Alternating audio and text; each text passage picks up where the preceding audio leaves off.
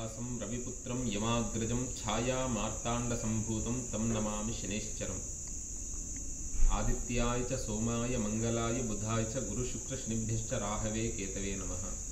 ఆదిత్యాది నవగ్రహాలలో శనైశ్చరుడు కర్మఫలప్రదాయకుడు. అంటే అందరూ కూడా శనైశ్చర స్వామి వారిని చూసి దర్శించి భయపడుతూ ఉంటారు.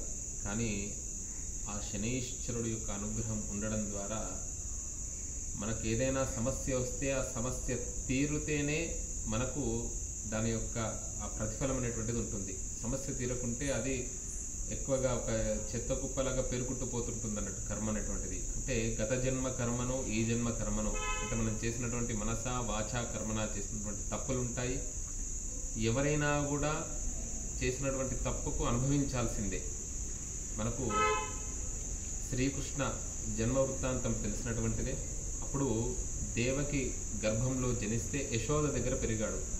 దేవకి అడుగుతుంది 14 సంవత్సరాల తర్వాత నన్ను అంటే లౌకికార్థంగా ఒక మహాకవి చెప్పారన్నట్టు వర్ణించారు. ఎందుకు 14 సంవత్సరాలు దూరంగా ఉన్నావు అంటే గత జన్మలో నువ్వు త్రేతాయుగంలో నువ్వు కైకవి నన్ను తల్లి దగ్గర నుండి కౌసల్య దగ్గర నుండి దూరం చేశావు. కాబట్టి ఈ తల్లి అయినటువంటి యశోద ద్వాపర యుగంలో కౌసల్యాదేవి. కాబట్టి నా తల్లి దగ్గర 14 సంవత్సరాలు దూరం ఎందుకు కౌసల్య దగ్గర పెరిగాను. కావున ఆ భావనగా అంటే ఒక లౌకికార్థంగా ఒక అతను వర్ణించాడు. కాబట్టి హరినాపి హరేనాపి అందుకనే మరలా తిరిగి 14 సంవత్సరాల తర్వాత మళ్ళీ దగ్గర అయ్యాడు. అలా ఎవరైనా కూడా చేసినటువంటి తప్పుకు అనుభవించాల్సిందే. అందుకనే విప్రుడి యొక్క ధర్మం ఏమిటి అంటే సంధ్యావందనము, నిత్యానుష్ఠానము. ఎప్పుడు కూడా అసంతుష్టో ద్విజో నష్ట అంటే సంతృప్తి లేకుంటే ద్విజుడు నష్టపోతాడు. రాజు ఎప్పుడు సంతృప్తిగా ఉండకూడదంట, రాజ్యాన్ని విస్తరిస్తూ ఉండాలి. లేకపోతే ఎందుకంటే శత్రురాజులు మీద పడుతూ ఉంటారు. కాబట్టి అందుకనే ఆ విధానంగా ఎవరి ధర్మాన్ని ఎవరి కర్మను స్వధర్మానుష్ఠానం చేస్తూ ఉండాలి. అలాంటి కర్మ ఫలప్రదాయకుడు విప్రుడు వేదాధ్యయనం చేస్తుండాలి, స్వాధ్యాయం చేస్తూ ఉండాలి, మంచిని బోధిస్తూ ఉండాలి, ఊరికే ఉండకూడదు, ఎప్పుడు నిరంతరము కూడా సాధన చేస్తూ ఉండాలి.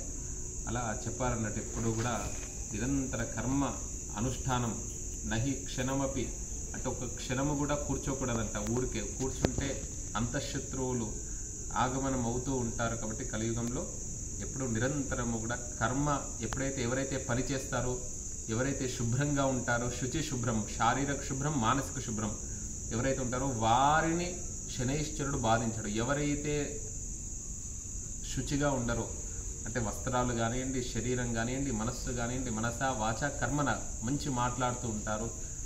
ఎప్పుడు కూడా మనస వాచ కర్మన శుచి శుభ్రత అంతఃశుచి అనేటువంటిది చాలా ముఖ్యం. ఎవరైతే అలా ఉంటారో వారిని శనైశ్వరుడు యొక్క అనుగ్రహం ఉండడం ద్వారా వారికి ఉన్నతమైనటువంటి స్థానం కలుగుతుంది. ఎవరైతే శుభ్రంగా ఉంటారో, అశుచిగా ఉంటారో, ఎవరైతే పని చేయకుండా సోమరి వలె ఉంటారో, కాలయాపన చేస్తారో వారిని శనైశ్వరుడు బాధిస్తూ ఉంటాడు. అంటే కర్మ అనుభవింప చేసే విధానంగా చేస్తుంటాడు. అందుకనే ఆ శనైశ్వరుడి అనుగ్రహం ఉండడం ద్వారా నిరంతరము కూడా సాధన చేసే అనుగ్రహం కలుగుతుంది.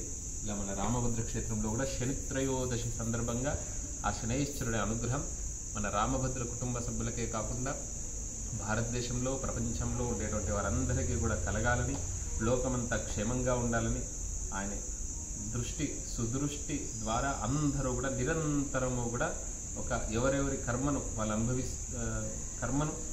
అనుభవిస్తూ అలా కర్మను చేస్తూ ఎవరెవరి ధర్మాల్ని వారు చేస్తూ వెళ్ళాలని ఆ శనైశ్చర స్వామి వారిని కూడా ప్రార్థిస్తూ ఓం శనైశ్చరాయ నమః.